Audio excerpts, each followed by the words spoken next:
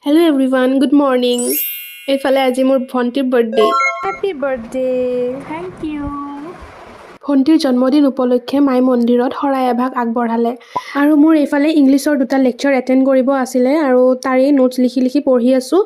তাৰে পিছতে পাপাই ঢেৰ বজাৰ কৰি আনিলে, ৰাতিলৈ খানা আছে, আপোনালোকক দেখাই থাকিম বাৰু। তাইক প্ৰথমে এটা ট্ৰাউজাৰ গিফ্ট কৰিলোঁ, তাই মানে বহুত বিচাৰি আছিল। তাৰে পিছতে আমি মাহ প্ৰসাদখিনি খাই এইফালে আকৌ মই মেহেন্দি আঁকিছোঁ, দেখিছে নহয়। তাৰে পিছতে ভাতখিনি খাই অলপ ওলাই আহিব লগা কাম আছিলে, মানে কিবা কিবি বজাৰ আছিলে আৰু মিঠাই পনীৰ এনেকৈ আৰু কেক লৈ ল'লোঁ। আহি কেনে আমি আটাইবোৰে চব্জি কাটিব লাগি গ'লোঁ। ৰাতি এটা সৰুকৈ খানা আছে আমাৰ, অলপমান মানুহেৰে আৰু বেছি মানুহ মাতা নাই।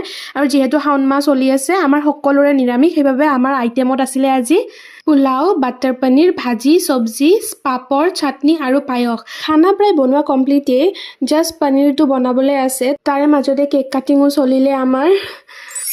এয়া আমাৰ বাৰ্থডে গাৰ্ল, মানে মোৰ ভণ্টি। আৰু তাৰ আহিব লগা দিনবোৰ যাতে ভাল হয় তাকে বিচাৰিছোঁ, পঢ়া শুনাও যাতে অলপ ভাল হয় আৰু গাইজ।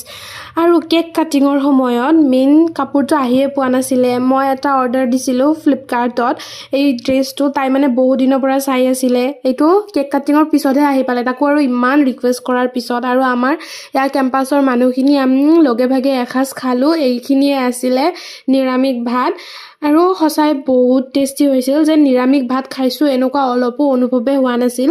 মা পাপা এনেকৈ লগ হৈ কেনে বনাইছিল আৰু ৰাতি গোটেই ঘৰ চৰ চাফা কৰি কেনে ভাগৰ লাগিছে। বাই।